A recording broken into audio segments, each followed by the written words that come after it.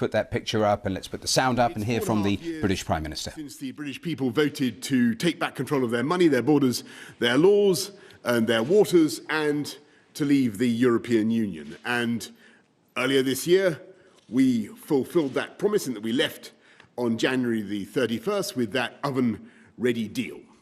Since that time, we've been getting on with our agenda, enacting the points-based immigration system that you voted for and that will come into force on January the 1st, doing free trade deals with 58 countries around the world, and preparing the new relationship with the EU. And there have been plenty of people who have told us that the challenges of the COVID pandemic have made this work impossible and that we should extend the transition period and incur yet more delay. And I rejected that approach precisely because beating COVID is our #1 national priority, and I wanted to end any extra uncertainty and to give this country the best possible chance of bouncing back strongly next year.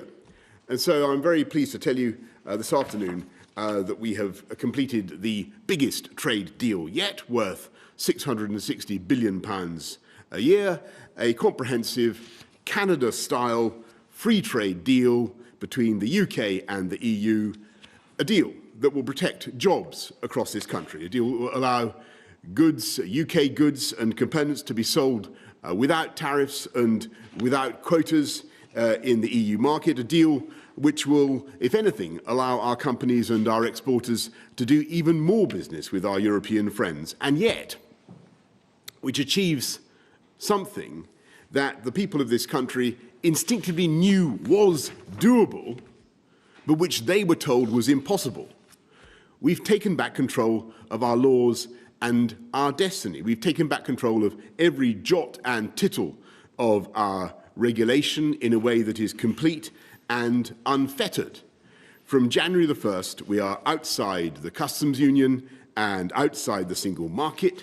British laws will be made solely by the British Parliament, interpreted by UK judges sitting in UK courts, and the jurisdiction of the European Court of Justice will come to an end. We will be able to set our own standards, to innovate in the way that we want, to originate new frameworks for the sectors in which this country leads the world, from biosciences to financial services, artificial intelligence, and beyond. We'll be able to decide how and where we're going to stimulate new jobs and new hope with free ports, new green industrial zones. We'll be able to cherish our landscape and our environment in the way we choose, backing our farmers, backing British food and agricultural production. And for the first time since 1973, we will be an independent coastal state with full control of our waters, with the UK's share of fish in our waters rising substantially from roughly half today to closer to 2/3 in 5.5 years' time, after which there is no theoretical limit beyond those placed by science or conservation on the quantity of our own fish that we can fish in our waters. And to get ready for that moment, those fishing communities will be helped with a big £100 million programme to modernise their fleets and the fish processing industry. And I want to stress that although, of course, the arguments with our European friends and partners were sometimes fierce, this is, I believe, a good deal for the whole of Europe and for our friends and partners as well.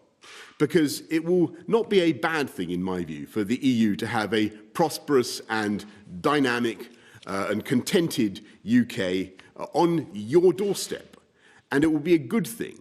It will drive jobs and prosperity across the whole continent. And I don't think it'd be a bad thing if we in the UK do things differently or take a different approach to legislation. Because in so many ways, our basic goals are the same. And in the context of this giant free trade zone that we're jointly creating, the stimulus of regulatory competition will, I think, benefit us both. And if one side believes it's somehow being unfairly undercut by the other, then subject to independent third-party arbitration and provided the measures are proportionate, we can, either of us, decide as sovereign equals to protect our consumers or businesses. But this treaty explicitly envisages that such action should only happen infrequently. And the concepts of uniformity and harmonization are banished in favor of mutual respect and mutual recognition and free trade.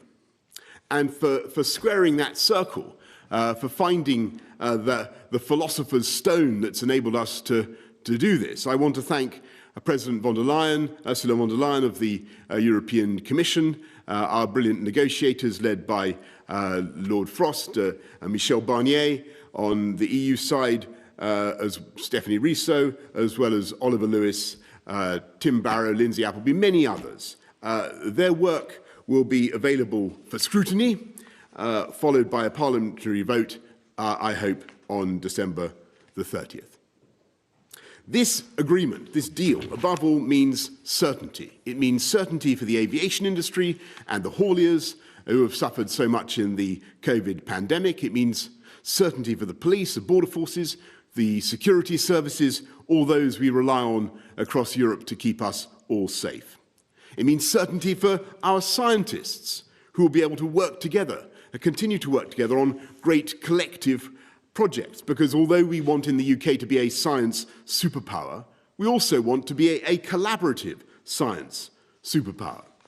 And above all, it means certainty for business, from financial services to our world-leading manufacturers, our car industry, certainty for all those who are working in high-skilled jobs and in firms and factories across the whole country. Because there will be no palisade of tariffs on January the 1st, and there'll be no non-tariff barriers to trade. Instead, there will be a giant free trade zone of which we will at once be a member and at the same time be able to do our own free trade deals as one UK, whole and entire England, Northern Ireland, Scotland, Wales together. And I should stress, this deal was done by a huge negotiating team from every part of the UK, and it will benefit every part of our United Kingdom, helping to unite and level up across the country.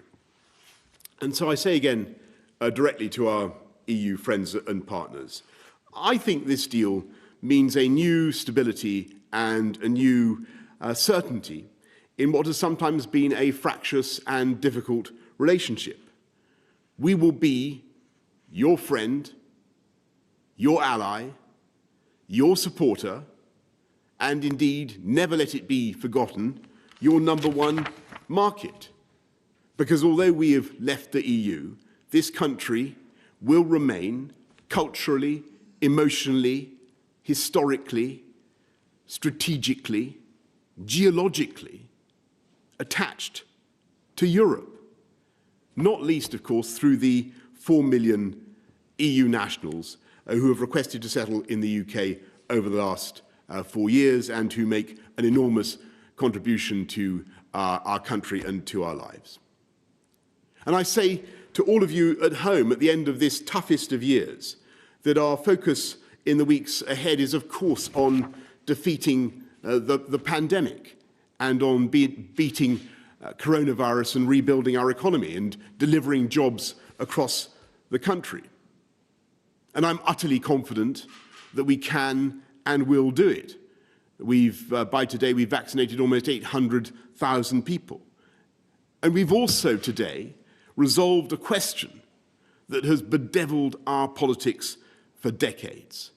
And it is up to us all together as a newly and truly independent nation to realize the immensity of this moment and to make the most of it. Happy Christmas to you all. That's the good news from Brussels. Now for the sprouts. Actually, it's now for the media.